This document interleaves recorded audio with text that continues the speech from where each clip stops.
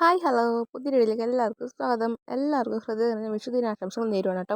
അപ്പം വിഷു കഴിഞ്ഞ് ഒരാഴ്ച കഴിയുമ്പോഴൊക്കെയാണ് ഞാൻ ഈ ഒരു വീഡിയോ അപ്ലോഡ് ചെയ്യുന്നത് തന്നെ. അപ്പം വലിയ കാര്യമായിട്ടൊന്നുമില്ല, വിഷുവിൻ്റെ സദ്യകളെക്കുറിച്ചാണ് ഇന്നത്തെ ഈ വീഡിയോ കേട്ടോ. അപ്പം നമ്മളോട് എന്തൊക്കെയാണ് ഉണ്ടാക്കിയതെന്നുള്ളതാണ് ഈ വീഡിയോ ഞാൻ കാണിക്കാൻ പോകുന്നത്. പിന്നെ പോരാതെ നമ്മൾ വീട്ടിൽ എന്ത് വിശേഷങ്ങൾ വന്നാലും എന്തൊരു കാര്യം വന്നാലും നമ്മൾ മക്കൾക്കാണ് ആദ്യം കൊടുക്കുക. അതേപോലെ തന്നെ ഇവിടെയും ആദ്യം മക്കൾക്കാണ് പ്രാധാന്യം നൽകി അവർക്കാണ് ഫുഡ് ആദ്യം കൊടുത്തത് കേട്ടോ.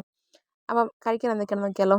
ചോറുണ്ട്, അവിയൽ, രസം, സാമ്പാർ, പച്ചടി, പയറുതോരൻ, കൂട്ടുകറി, അതിനൊപ്പം തന്നെ പായസം, സേമിയ പായസമാണ്.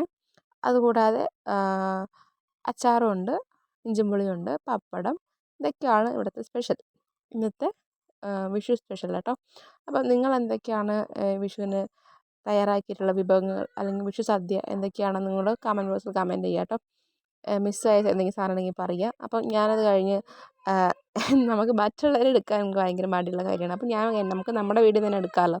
അങ്ങനെ ഞാൻ കഴിക്കണ വീട് തന്നെ എടുത്തു. അപ്പം ഈ സദ്യകളെല്ലാം കൂടെ തൃപ്തിയോടെ കഴിച്ച് പറയുമ്പോഴേ നാക്കിൽ വെള്ളം വരുന്നുണ്ട്. അപ്പം വയറ് നിറയെ സദ്യ കഴിച്ച ശേഷം സേമിയ പായസവും പഴവും പപ്പടവും ഇതെല്ലാം കൂടെ കൂട്ടി കുഴച്ച് ഒരു കഴിക്കലുണ്ട്. ഭയങ്കര ടേസ്റ്റാണ് കേട്ടോ. കാരണം ഞാൻ പഴം കൂട്ടി ഇതാണ് കഴിക്കണത്, ആദ്യമായിട്ട് കഴിക്കണത്. പക്ഷേ ഇതിന് മുന്നേ പപ്പടം കൂട്ടി കഴിക്കാറുണ്ട്. എനിക്ക് പഴം കൂട്ടി കഴിച്ചത് ഇഷ്ടപ്പെട്ടില്ല. പപ്പടവും പായസമാണ് എനിക്ക് ഇഷ്ടപ്പെട്ടത് കേട്ടോ. അപ്പോൾ നിങ്ങളുടെ ഫേവറേറ്റ് ഏതാണ് കമൻറ്റ് ബോക്സിൽ കമൻറ്റ് ചെയ്യുക. പഴവും പപ്പടം പായസമാണോ, അല്ലെങ്കിൽ പഴവും പായസമാണോ, അല്ലെങ്കിൽ പഴം പപ്പടം പായസം, എങ്ങനെയുള്ള കാര്യം കമൻറ്റ് ബോക്സിൽ കമൻറ്റ് ചെയ്യാം കേട്ടോ.